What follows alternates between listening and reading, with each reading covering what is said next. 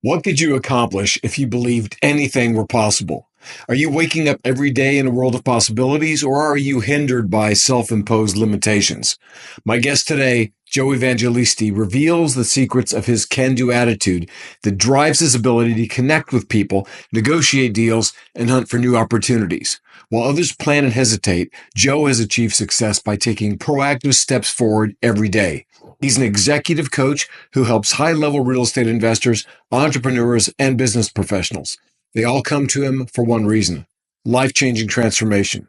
The principles that drive his coaching are foundational to the successful businesses that he runs in digital marketing, wholesale real estate, and self-storage development. For Joe, action is really the key to progress. He thrives by taking decisive action. And in this interview, you'll discover the keys to get the results you want in your life too. Hello, and welcome to Hero Up, the podcast that inspires and challenges you to step up and become heroic in all areas of your life. I'm your host, Tony Stark Polici, and it's my goal to give you practical, actionable advice and insights into copywriting, mindset, lifestyle, and impact. On this show, we'll explore how to create compelling and persuasive marketing messages, and I'll give you clever tips to make you stand out as a hero. Whether you're an entrepreneur, a freelancer, a coach, or a creative, this podcast is for you. So, let's dive in. All right, everyone, you just heard the intro to my friend here, Joe Evangelisti, an amazing guy. Joe, thank you so much for being here on the Hero Up podcast. I'm really looking forward to having this conversation with you today. Absolutely, Tony. It's great to be here, and I appreciate you having me. Yeah, so, I just want to start by asking, who are you and what do you do? Joe Evangelisti. I'm a commercial real estate developer and executive coach to folks that love to get into real estate and create long-term legacy wealth. Excellent. So you've got a fascinating background, right? I mean, you were in the Navy. I think it was the Seabees before Right. Yep. you transferred into your business career. Tell me a little bit how your military experience shaped your approach to entrepreneurship and leadership in the business world. Oh, man. In so many ways, before I got into the Navy, really the only entrepreneur I knew was my dad. He started a drywall company when I was a kid, and he was the first entrepreneur in our family. And I think I always had the bug secretly to be an entrepreneur, but, I also wanted to serve my country. So I went and did that first. And I got just amazing experience first of all, let's just start with boot camp, right? Discipline, resetting the clock, getting rid of all kinds of bad habits and getting that consistency, waking up every morning early and working out every day and eating correctly and all that kind of stuff. And then, as I went through my career of 6 years, I started at the bottom and I ended up in, quasi leadership position, right? I wasn't like top of the food chain, but I learned a lot of, really valuable leadership strategies and techniques, and getting kicked in the face and, getting back up again and doing it again. And, and communication, right? I think that's, one of the things as a leader, it's, I never realized that my lack of communication wasn't getting me until I started having people work with me and for me. So man, that's just the tip of the iceberg. But yeah, so many things that I gained experience wise as far as being in the military. Yeah, well, that's great. So, I've noticed some people seem to respond to their time in the military service like they go the opposite direction and they just completely go crazy and go into partying, and others take the discipline.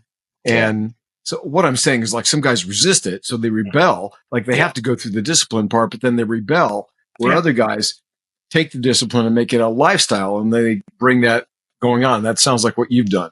Yeah. I think the military is a very interesting place because it's such a vast dichotomy of demographics, right? We come from all different backgrounds and all different places and all different upbringings. And, let's face it, a lot of people join the military because it's their only option, right? And so it might be the first time they've ever left home. It's the first time they've ever been around other people. It's the first time they've ever had any type of security in their life. And so, not to say that that's a benefit or a deterrent, but, I think some people get through boot camp and then they kind of go wild again, and, where some people kind of focus and then nose down and head in the right direction. But that's what makes it fun.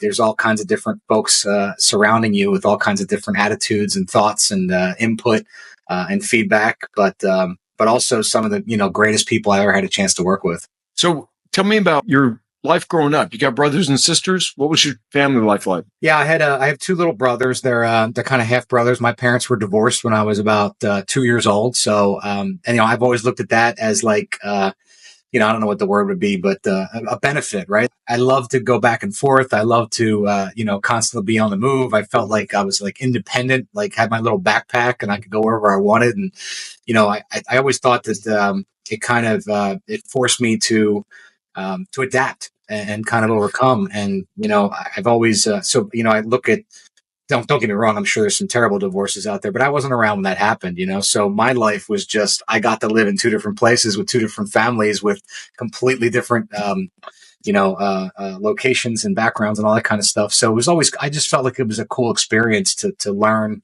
how different families function and kind of be in the middle of all that. Yeah. How were your experiences with your step parents? I mean, it sounds like at 2 years old, it just sounds to me like more like you've got two parents, not, I'm sorry, two sets of parents, not mom, dad, stepmom. Yeah, I pretty much had two full sets of parents most of my life, and always got along with my step parents. I mean, they're good people and hard workers, and definitely allowed me to have great people to look up to. And so, again, it was like I had two whole different families, and it was kind of a cool experience. Biggest influence between the two families? Definitely my dad. I think little boys gravitate towards their fathers, especially when your dad's my dad's such an amazing human being, just a hard worker, great guy, super nice. The kind of guy that everyone, gets along with and loves doing business with and things like that. So, he was definitely my role model and still is to this day growing up because, I loved construction. I still love construction. Obviously, Tony, I'm doing it today, but, I just love being in the dirty, drywall dust, sweeping up stuff, seeing stuff being built, seeing guys working their ass off and getting great results. And, I don't know. I just always was gravitated towards the construction industry. And so my dad's always been there for that. Was your stepdad in a similar industry or something else? No, he was totally different. He was, when I was growing up, he was a line manager. So he was the corporate guy and, he always went to work with a suit and tie and, not that I didn't respect that, but I just didn't really understand it. Like I just thought like he has some corporate job and he's in charge of a bunch of people at a plant, and that's what he does. And so I just didn't get the same experience because I didn't go to work with him. I didn't, that type of thing. So I think it took me a long time just to figure out what he did, but he was always very successful and very driven and very hardworking.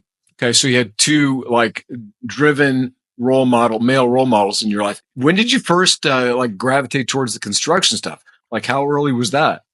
I don't know, maybe 3, 4. Yeah. My earliest memories of construction were when I used to walk the sites with my dad. And I mean, I think he was taking me to the sites in a stroller, but I remember being old enough that I would grip his leg and I would hold on to his knee while we were walking around job sites. He would always say like, be careful, you're going to fall. There's holes everywhere. So at the beginning, I remember being terrified. I loved being there and I loved the experience. I loved seeing it, but I always like held on and, gripped him because I thought I would somehow get hurt. And those are my earliest memories of being on sites. That's great. I remember actually having my kids do that to me. I kind of miss that stuff. They're all bigger than me now, which is great. No, my kids are too big to hold. Yeah, I feel you.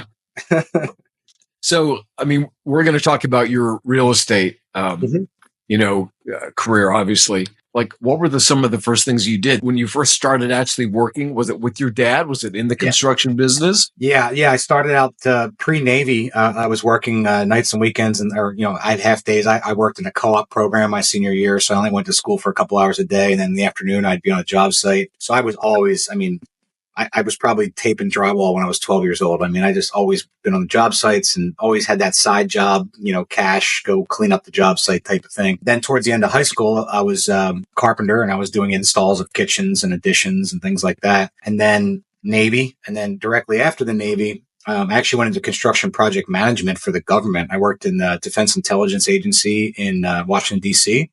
for a little bit. And then I met my wife. And I've always tell it jokingly that her umbilical cord has never been cut, right? Because we were from New Jersey. She's from New Jersey. Yeah. Pretty shortly after we started dating, she moved down to D.C. to live with me. It was her first time out of the house. And we lived in the absolute greatest part of Washington, D.C. It's, in my opinion, one of the greatest parts. At the time was called Clarendon. It's right outside in Virginia, across from the where all the government buildings are. Right. And nights and every Friday afternoon we'd drive back to New Jersey. Sunday nights we'd drive back to Washington D.C. And I thought, man, we're living in the greatest part of Washington D.C. We're not even getting to enjoy it. We work Monday through Friday, and then we spend the weekends at home. And so that didn't last too long. I think within a year or two of her moving in, we ended up moving back to New Jersey and right back into the construction business for me. I worked for my dad as a foreman at that time, so I was kind of running the general contracting side. And that was 2006, 7. 2007, I started buying real estate, and that's when I started really getting into the real estate side of things. Okay, so 2007, this is when you come in. That period's marked by like significant economic challenges, right? Financial crisis. Yep.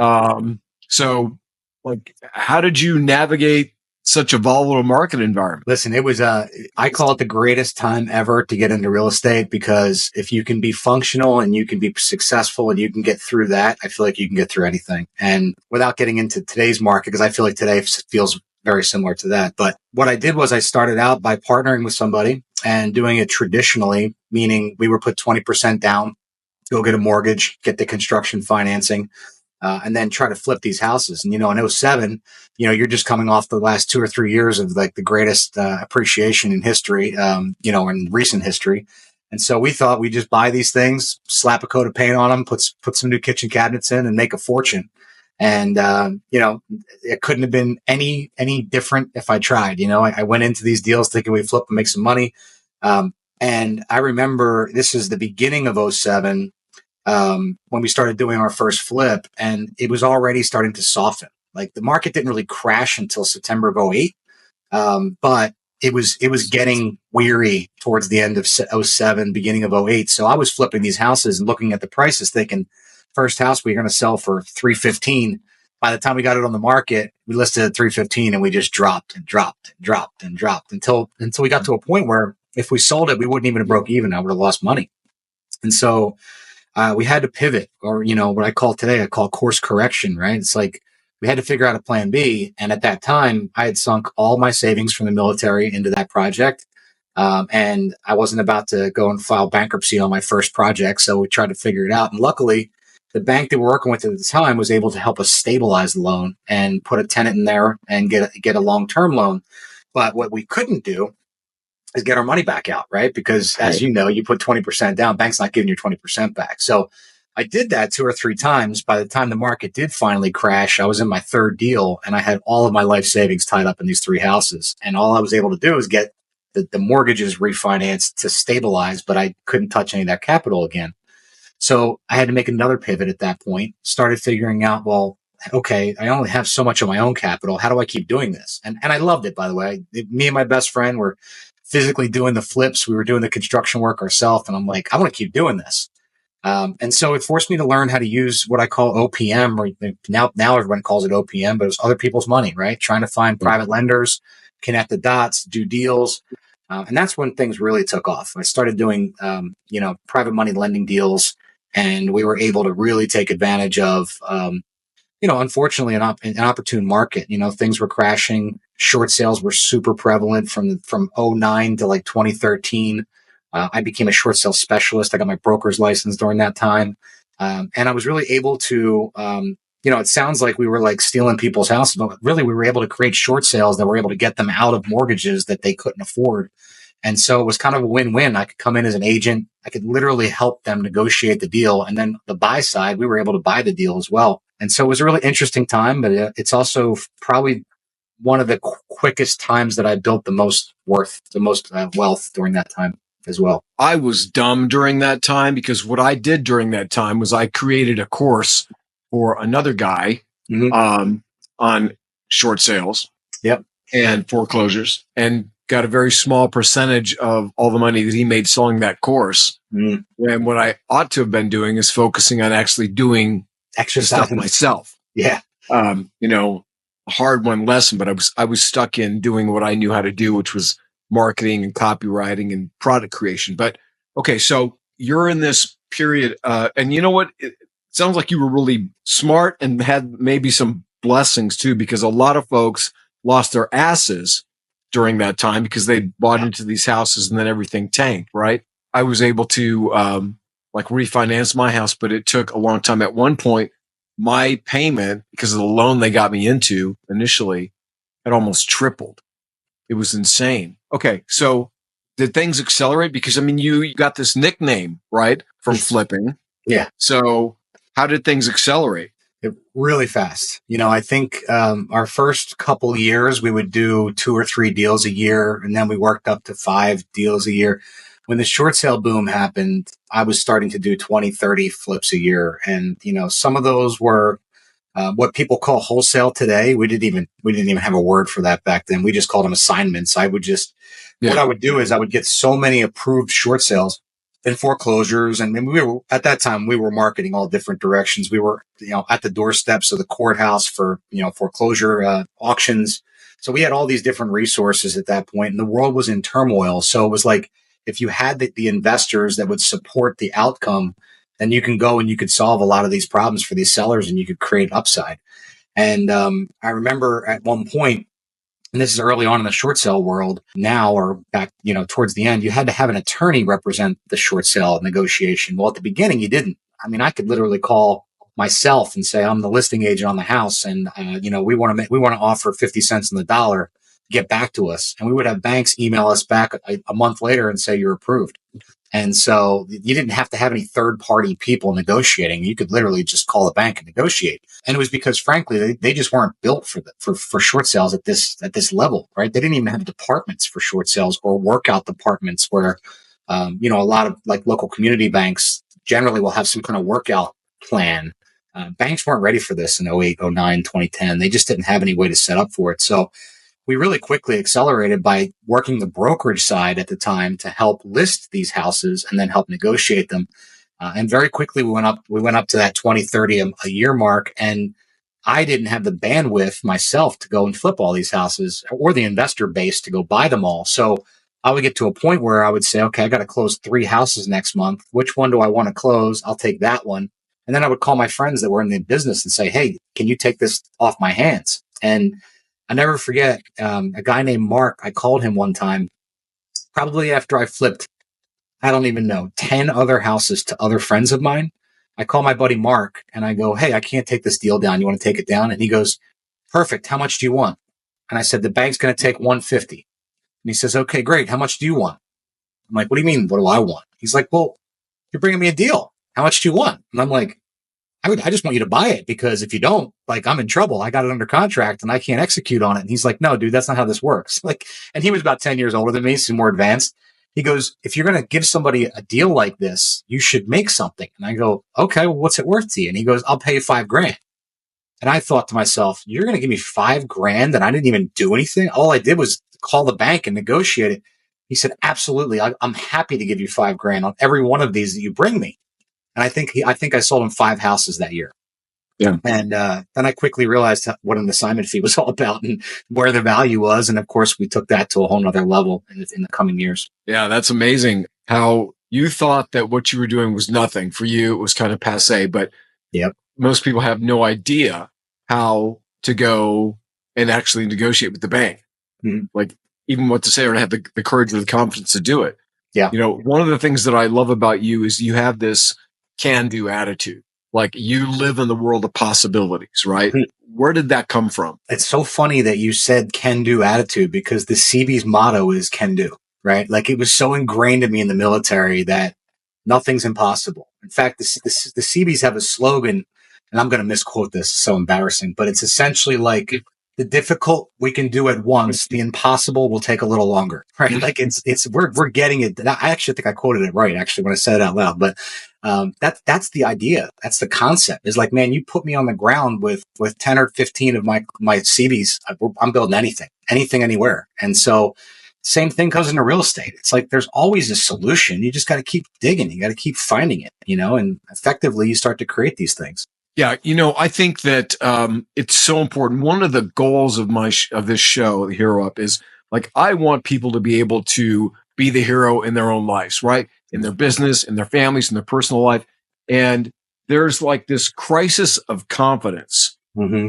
As I've gotten older and I've, come to terms with like some of the trauma in my life, and I've had to deal with like victim mentality and low self confidence and imposter syndrome. I mean, everybody deals with some of these things, Yeah. but I feel like there's this crisis of confidence in the younger generation where people don't believe that they can do things.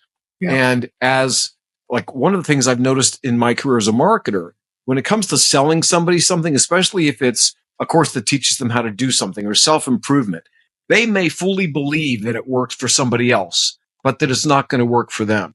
So, you having this mindset, this can do attitude, this belief that everything is possible, anything is possible, it's really powerful. Now, how do you instill that in the people that you work with? Because you have an amazing team, or do Yeah. you just attract those kind of people? Yeah, I think in some ways you attract it, but listen, Ed Milet started saying this a couple years ago during COVID, and he said things are caught, not taught, right? And so what he means by that is people will follow you if you do the right thing, if you have discipline, if you do the work, if you're at it every day, if you're solving problems, if you're remaining positive. It's, people want to emulate that type of stuff. And so I actually think the only reason that I do a lot of that stuff is because of my people, right? It's funny. It's almost like counterintuitive. Mhm. You're like, how do you attract these people? I don't think it's about how you attract them. I think it's about how you step up and lead for them. And the more you do the work that you're supposed to be doing, the more they look and go, oh shit, Joe's nonstop, man. He's 7 days a week. He's doing it. Like that's how it needs to be done. And then of course that starts to, wear on them, and, they start to become more that person. But I mean, man, the thing you did at the beginning that you just said is so common, right? I think all of us are trying to find confidence. All of us are second guessing everything we do. All of us are worried about what people might think about us if we screw up. And, so I think the big challenge for a lot of us leaders is we just have to continue to drive, because you do not fail unless you quit. And let me tell you, I've wanted to quit a million times in the last 20 years. I mean, I've wanted to quit almost every day this year, and I'm still here. I think that's the difference, is as long as you don't quit, there is no losing. Yeah. So tell me about one of those times that you wanted to quit, where you felt like, Yeah. screw it, man. I'm just done with this. Tony, to be completely frank, we've done, I only had 11 people, but I'm down to 4 people. I had to do a lot of layoffs this year, really just to get to a point where we can stabilize the business, because, I'm a developer on that business, that particular business. We get paid when we buy, and we get paid when we build, and everything is slowed down to a halt right now. So there's no income to substantiate that payroll for that business. And that's one of those that I've been struggling with all year long. But the reality of it is the adversity that's happening around us, that's a lot of the ways that's forcing us to do the things that we probably should be doing anyway.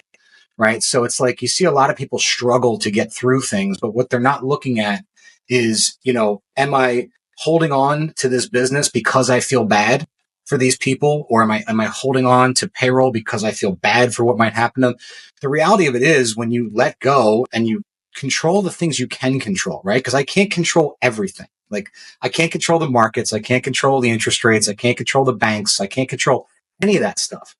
And so what happens? Well, people are going to be miserable if they're not doing deals. People are going to be miserable if they're not getting things done. They're not going to, they're out there making offers and we can't find the funding to close them, right? So those people really deserve to be in a better environment at this time, right? But when you have the tough conversations and you explain to people that they're absolutely awesome and you love them, you just can't afford to have them right now. Guess what? That leaves an imprint on them as well. And when the market changes and we're back to, going vertical on, 12 different self-storage facilities, guess what? I think half of those people would quit to come back to work for us, because we didn't drag them all the way through the end and keep them from being successful. So that's hard as a leader, right? It's really hard. And I think a lot of people struggle with that type of thing because they feel like they have to be the support structure for all the people around them. So that's made this year very, very difficult, but it's also, I think it's made us sharper. It's made us faster. It's made us stronger. And I'll tell you what, the few remaining that I have could probably do almost everything that the people that weren't here couldn't do, when we had a full team. So it's amazing how you see more efficiencies come in and effective action being taken and so on and so forth. The key strength that I see in you right from one of the first times I ever talked to you was leadership. And being a leader is oftentimes my judgment is people look at folks that are leaders and think, God, it's so great to be a leader, and what's the saying, leaders go first, right? Leaders stay late. And as a leader, we're all leaders. Everybody's a leader. Everybody listening, you're a freaking leader. You're leading something. You just don't know it. And it's how we choose to lead. Yep. A lot of this is about intention and choice, right? Mm-hmm. How do you get up and lead every single day when your back hurts, when you're sick as shit, when you'd rather just stay in bed with your wife, when, like there's not money going on and you got these people that depend on you? How do you fix your mindset? That's a tough one. Yeah. I think it's a lot of things. I'd love to just sit here and say it's all discipline, but that's not really the case, right? There are times when, discipline is that idea that you're supposed to be doing things when nobody's watching and you're doing the things you need to do, whether you feel like doing them or not. I like to create internal accountability. It's funny you said back pain, right? I'm going through one of the worst. I got spinal stenosis diagnosed last 6 months ago, right? And it's excruciatingly painful. And so I know the best way for me to maintain that is to get up and walk every day. Like if I do 2 miles, I'm like normal for the day, right? But the first block is absolutely excruciating, just being able to walk. And so one kind of trigger that I built in, my dad happens to be next door, right? My dad's 70 years old. I'm his next door neighbor. And so he wanted to get a little bit healthier and lose a little bit more weight. So I started to create this routine about 2 months ago where we walk every day together. So every morning we get up, we walk 5 days a week. And so that's the type of accountability. I can't tell you how many times, Tony, I've gotten out of bed where I would not have gotten out of bed to go for a walk by myself. But knowing my dad's next door, knowing my dad's 70 and he's walking 2 miles, and knowing that he's waiting for me in the front yard when I'm laying in bed in pain, I push through it. So I think sometimes discipline is important and you have to have it. I think other times you got to find ways to trigger your discipline, to hold you accountable to do that thing. And that could be how you eat. It could be how you take care of your body. It could be how you do your job. It could be a million different things, but sometimes we have to create these, what I call manufactured motivations, right? Ways that we're going to motivate ourselves, and triggers to do that. And you hear this all the time. Like, people can't get out of bed. They put their alarm clock in the other room. Like that's a manufactured motivate. You're going to get up eventually and go turn that thing off. Right. So there's a lot of ways we can create this, but I think for each one of us, we have to determine like what's going to move us if we don't move ourselves. Yeah. So I think I mentioned the back pain because a year ago, July, I got diagnosed with spinal stenosis. Oh, dude. And it is hell. Yeah. And like right after that, I went to Pennsylvania to rehab a house that I bought for my wife, one that she's wanted since she was in elementary school. And I spent 3 weeks every day, 12, 16-hour days, tearing out flooring and I was crying. Yeah. I was in the house working and crying. I was in so much pain. Yeah. Well, my wife is out with the girls and, doing other stuff and crying and praying, and it was miserable. So every day I got up and I didn't want to, I got up and I would hope, man, I hope it doesn't hurt today. Yeah. And I'm working in a back brace. And the reason I'm bringing this up is I had a deadline, right? We had made the plans to go. We bought the house in April. This was July. It had sat for a few months. We made the plans to go work on this, and I had a deadline. It had to be done. And at the time, I couldn't hire somebody else to come in and do it. My wife wanted to do a lot of the work ourselves too. And it was just grinning and bearing it, I guess. But yeah. Anyway, so part of this mindset, I love what you said. There's a great quote that I heard Mike Tyson say. He said, discipline is doing the stuff that you don't want to do as if you loved it.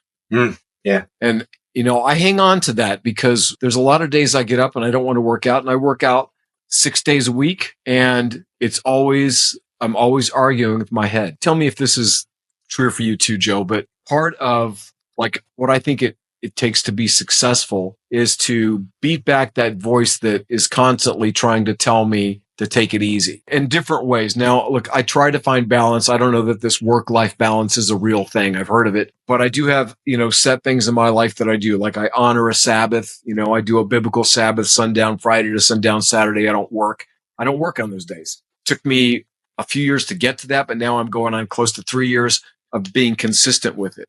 Yeah. But I have to deal with like getting up and dealing with that voice, like, you worked out yesterday. You don't need to. I mean, you're sore. Come on, look, you're in better shape than most guys your age. You're in better shape than most guys 40 years younger than you. Yeah. You know, like all these excuses. Do you have that voice in your head too that you contend with? Absolutely. And, you're kind of reminding me of, we talk in coaching, we do state, story, strategy, and standards, right? These are the 4 S's that control just everything in our life. And so a lot of that piece of state is made up by our language, and language is internal and external, right? And arguably the internal language is way more powerful than the external language. However, we don't really control the internal language, right? The external language makes up the internal language. So the more we say a certain thing, your subconscious starts to learn that that's the truth. That's the reality, right? So it's funny. It's almost like I was in a meeting yesterday, and one of my coaching clients kept saying, if we can do this, if we can do that, if we can do that. I said, when we do that, right? It sounds so trivial, Tony, right? It's like so, basic, but it's really, it's defining your belief structure internally, right? So, Right. I find when I'm in that funk and I don't feel like doing things, I have to constantly remind myself I get to do it. I get to do this, right? I might not even want to do it, but I get to. I don't want to go walk 2 miles in the morning because my freaking legs hurt so bad, but I get to walk when so many people aren't even capable. I get to walk when I've had friends get killed in the military. I get to walk with my dad, of all people, my favorite guy in the world. I get to walk with him every morning.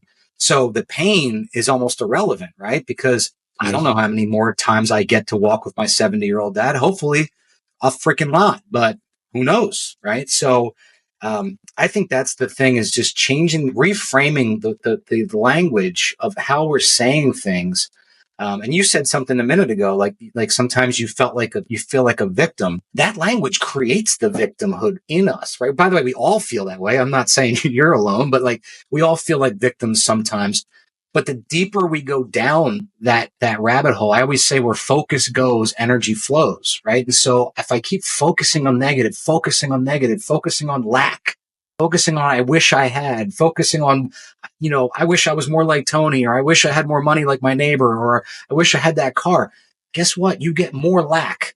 You get more negativity. You get more shit, and it feels worse, right? So, it might feel fake at the beginning to say when I have, or when I do this, or when I achieve that.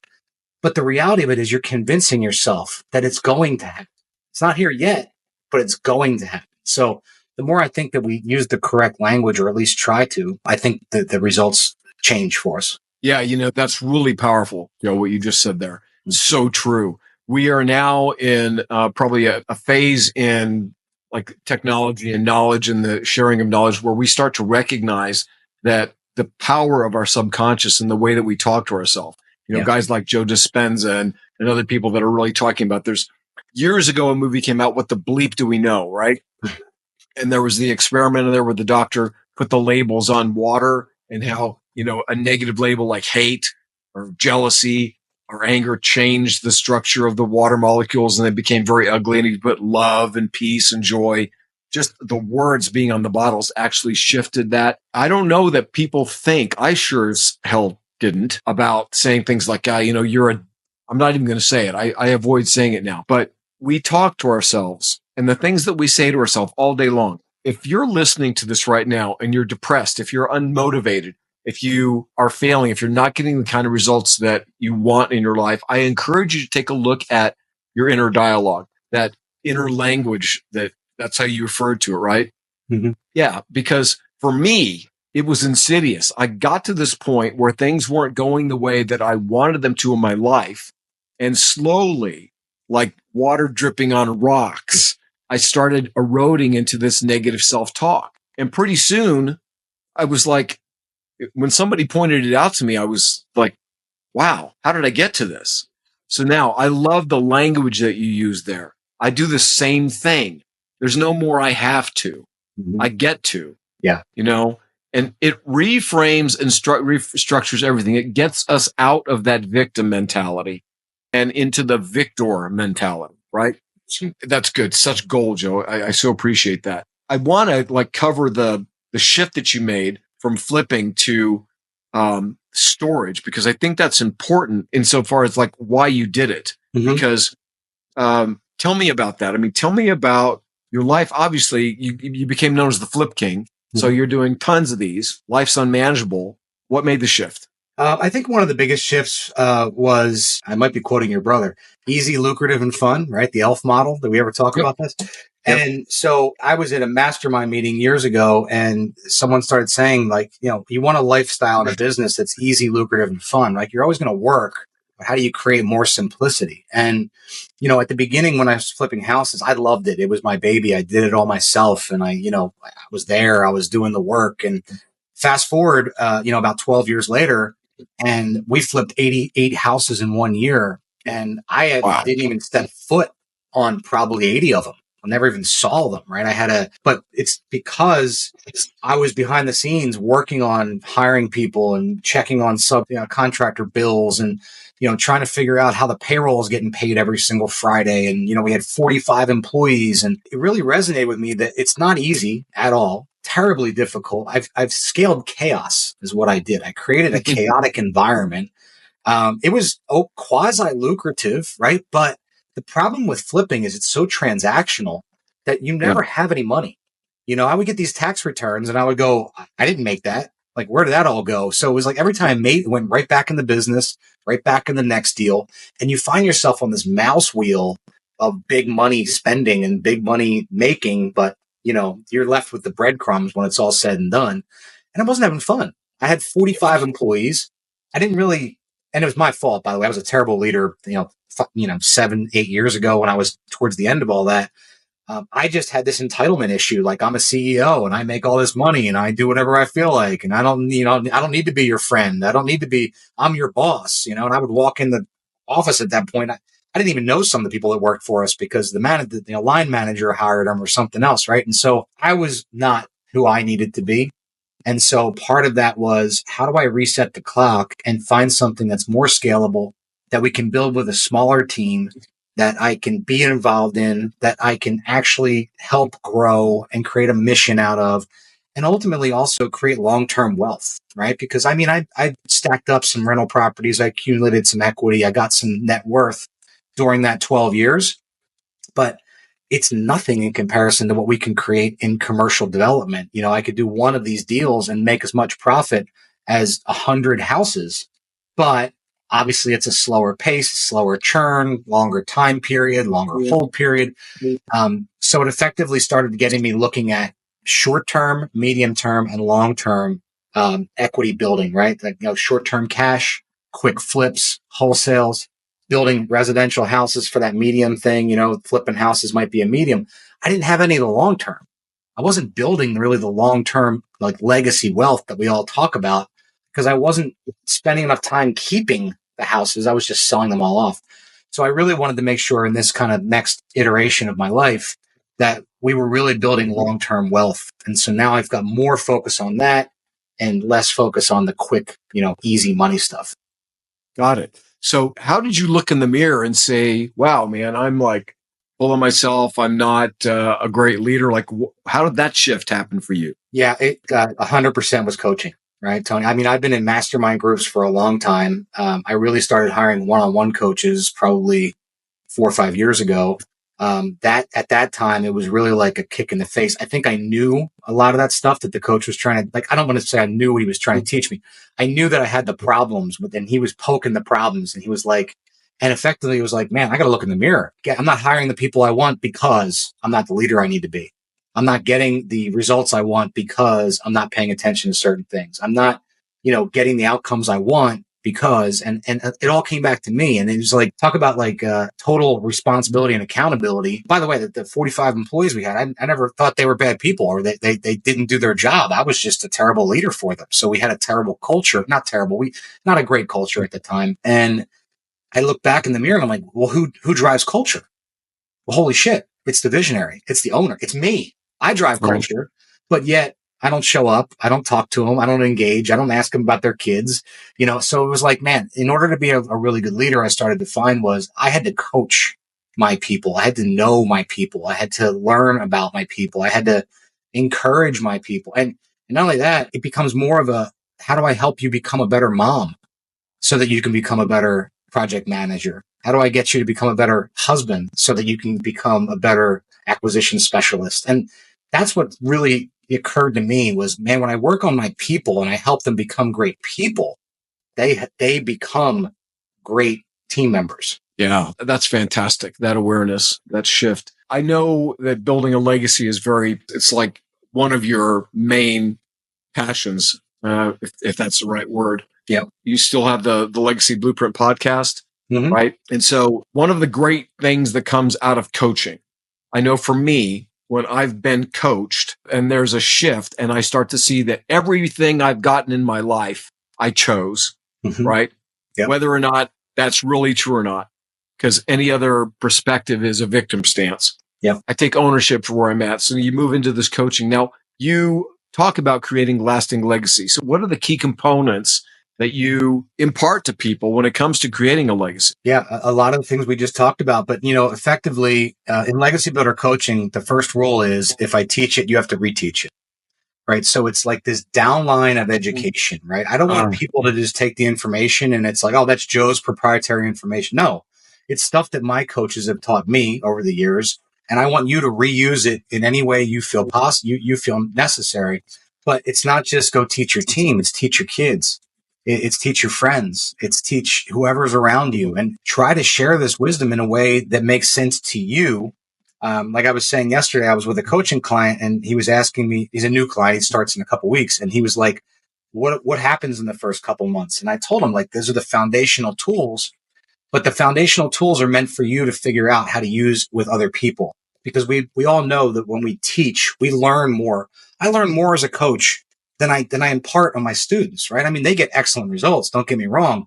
But I love hearing about their problems, hearing about their challenges, helping them overcome obstacles, helping them create opportunity and helping them become great leaders, only because that's what's happened to me. And I'm not perfect by any means at this point, but it's the change that I've made in the last 5 or 6, 7 years. I know what it's done for my family, and I know what it's done for my team, and I know what it's done for my net worth. So if I can help create that for others, that's a huge impact for me. Great. I think you have a saying, something about aces in their places. Yeah. Talk to me about that. Yeah, aces in their places are very simple. It's kind of like the old adage that I think Good to Great said this. I can't think of it. He's actually sitting over here. Jim Collins said this. Jim, yeah. He's the one that talked about the seats on the bus, right? It's a similar concept, right? It's like aces in their places are, you have amazing people. Your job as the visionary is to pull out of them their unique ability. It's to pull out of them their unfair advantage. Like, what are they great at? And sometimes you might move seats on the bus, right? You might be the acquisitions guy and you find out that you're a great underwriter, or you're great at sales, or you're great at marketing. And so I don't ever want people to be pigeonholed in a title. You're the marketing representative and you can't do anything in sales. It's not the truth, right? I want people to accelerate at the best thing that they're good at. And that when you put somebody in the right place, man, the spark, the energy, the passion, when you find people, and by the way, I don't ask people to work nights and weekends, but you find when your team members are all of a sudden texting you 8:00 on a Tuesday night, hey, what's the answer to this thing? It's like, they're not doing it because I have a gun to their head or that there's a bonus, being, dallied around, or there's carrots somewhere. They're doing it because they love what they do. And sometimes you get to a point where you have to tell them, like, I need you to take a break. I need you to go take your wife out for dinner. Or I find that that's the passion point when you find people. Too many people, Tony, I think, and I again, from experience, stay in a place that they're not happy. They condition themselves to believe that there's nothing better out there. They condition themselves to believe that this is safety, right? This job is safety for me. When the reality of it is, I tell my folks all the time, if you don't like the seat you're in, your outcomes are not as good as they should be, right? Your efficiency is way off. You're not happy. That's going to lead to you not being happy at home, not being happy in life, not being happy with your kids. The complete opposite is true when you find the right seat. And here's the deal. I don't care if that seat is in my office or if it's in someone else's office. I'll help you find a seat on their bus if that's what's going to make you passionate and driven and get the results that you need.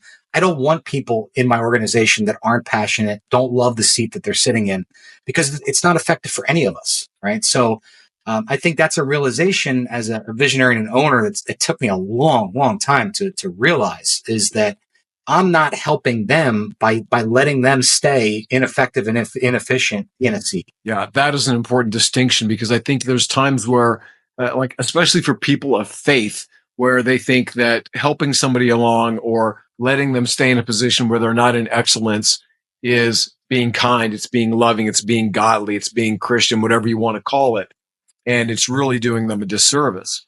That shift in being, somebody said something to me a while back. I wish I could remember it. It's like on the tip of my tongue, but it's a perfect description of this. I'm fully supportive of helping someone find their next best role. Yes. Yeah. And if that's not here with me right now with this, it's okay. I say that all the time. We hire on a 90-day probationary period, really for that reason. I want the ability to say to you, I don't like the color of your shirt and you don't belong here anymore.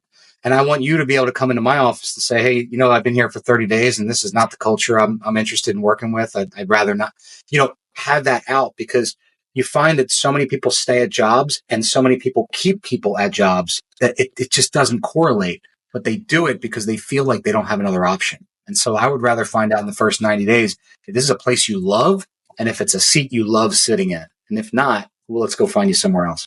It's great. Tell me about a time when you maybe faced a challenge with trying to find some balance between your work and your family, time that you were spending with your family. You said it earlier, and I can't stand the concept of balance. And I tell you why. I think time freedom is the ability to be where you need to be, when you want to be, and do what you need to do at that time. Right. And so what I mean by that is I work 7 days a week. I generally take off Saturdays for the most part with the family. Right. But that doesn't stop me from missing any soccer games or missing any jujitsu matches or missing any, what did my daughter did stage crew last year, right? Going to all these plays and watching her run around behind the scenes. I work when I can. I'm with the family when I can. And there's a big distinction there, right? When I'm with them, I'm with them. When I'm working, I'm working.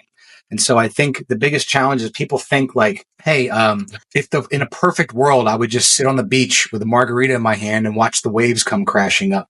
The reality of it is that's so far from the fact, right? Like most of us are driven A players. We're passionate about what we do.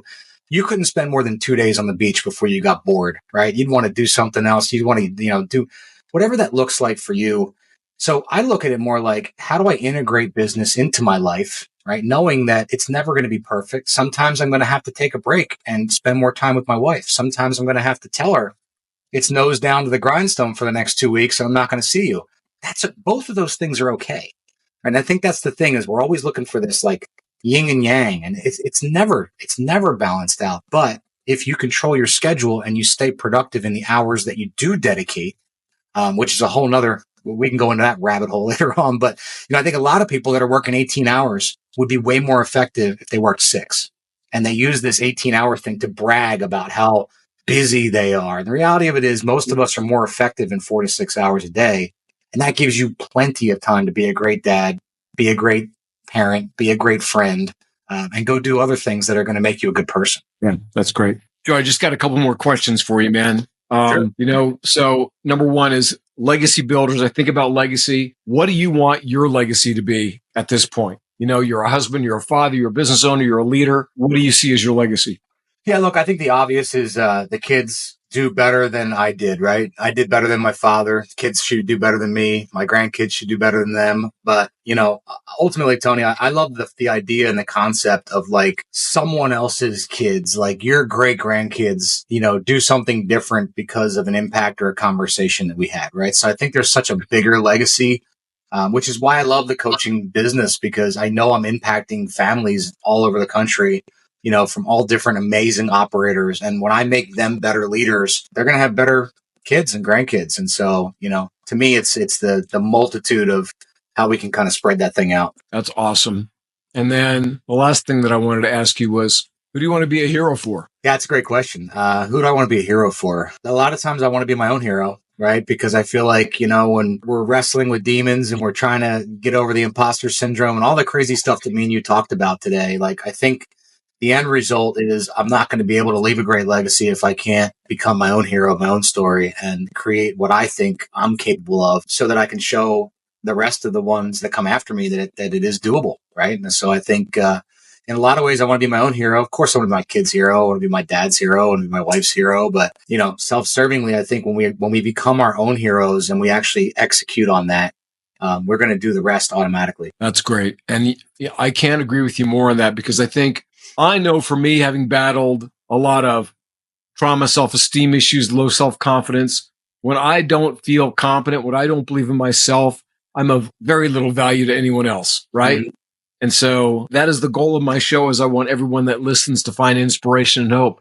They can see that, the most successful people, the guys that have gone through the most terrible circumstances, trauma, that they found a way to push through and get through it. So, Joe, thank you so much for being here. I want people to know how they can find out more about you.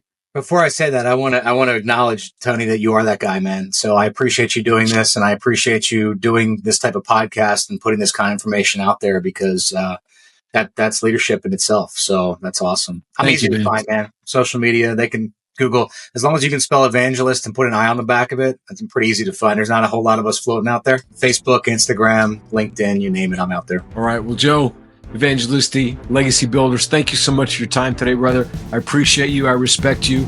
And I am just so grateful we had this time together. Thanks so much. Same. Thank you.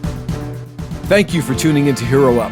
I hope today's episode challenged you to step up as a hero in your field and provided you with valuable insights to express your unique voice and message. If you found this episode helpful and motivating, please leave a review and share it with your friends and family. And remember to subscribe so you don't miss out on future episodes and amazing guests. Until next time, find your voice, share your message, live your mission.